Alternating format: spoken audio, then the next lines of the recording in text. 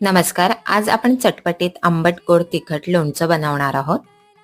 त्यासाठी कढईत तेल गरम करून त्यामध्ये मोहरी घालूया, मेथीदाणा आणि हिंग फोडणीला देऊया.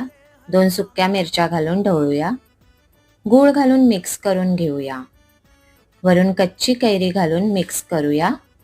गुळाचं प्रमाण कैरी किती आंबट गोड आहे त्यावर कमी जास्त प्रमाणात करू शकता. हळद, जिरे पावडर, लाल तिखट घालून मिक्स करून घेऊया. चवीनुसार मीठ घालूया. 2 ते 3 चमचे पाणी घालून मंद आचेवर 2 ते 3 वेळा झाकण ठेवून वाफ काढून घ्यायची आहे. मंद आचेवर आपल्याला कैरी छान नरम होईपर्यंत शिजवून घ्यायची आहे. हे लोणचं बाहेर 2 ते 3 दिवस छान टिकतं. फ्रीजमध्ये 6 ते 7 दिवस राहतं. आंबट गोड तिखट असं लोणचं आपलं तयार आहे. चला मग पटकन लाईक, शेअर, सबस्क्राईब करा. थँक्यू.